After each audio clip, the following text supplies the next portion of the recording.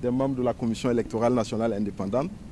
Il est vrai qu'ils ont été désignés soit au titre de partis politiques parlementaires ou extra-parlementaires, voire de la société civile et de l'administration. Mais en prêtant serment, ils viennent de se placer au-dessus de toute contingence partisane.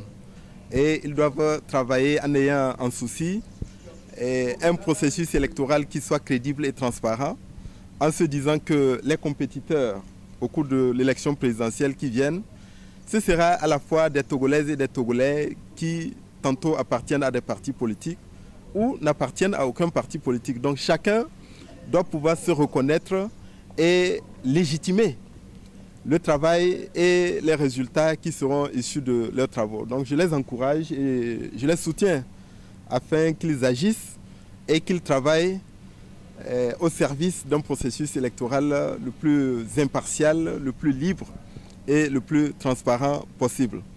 Et enfin, je voudrais renouveler la disponibilité et l'engagement du gouvernement à accompagner la CENI en mettant à sa disposition l'ensemble des moyens et des ressources dont elle a besoin pour bien fonctionner. Je crois qu'aujourd'hui, tout le monde s'en rend compte.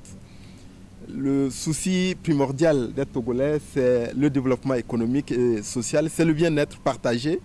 Et si nous voulons y parvenir, il va nous falloir avoir un processus exemplaire et incontestable en termes de climat de confiance, en termes de climat d'apaisement, en termes de climat de sécurité, de liberté pour l'ensemble des acteurs d'être sur le terrain, notamment très prochainement avec vous, les hommes de médias et de la presse, avec les organisations religieuses, avec les organisations de la société civile et bien entendu les partis politiques, sensibiliser, mobiliser nos populations pour qu'elles aillent se faire enrôler pour ceux qui sont concernés par la révision du fichier électoral et ensuite que le reste des opérations électorales puisse se dérouler convenablement. Voilà un peu le message du gouvernement en ce jour de prestation de serment des membres de la Cour et des membres de la Commission électorale nationale indépendante. La CENI a dégagé l'unanimité, tout le monde l'a constaté.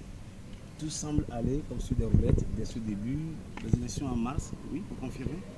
Non, le rôle du ministre de l'administration territoriale n'est pas d'annoncer une date. Il appartiendra à la CENI une fois qu'elle sera installée, après avoir développé son chronogramme, d'indiquer au gouvernement la date qui lui paraît probable pour la tenue du scrutin présidentiel. Vous, votre préoccupation au soir de la proclamation des résultats de la présidentielle, c'est quoi alors? Que le Togo reste en paix et stable. Merci.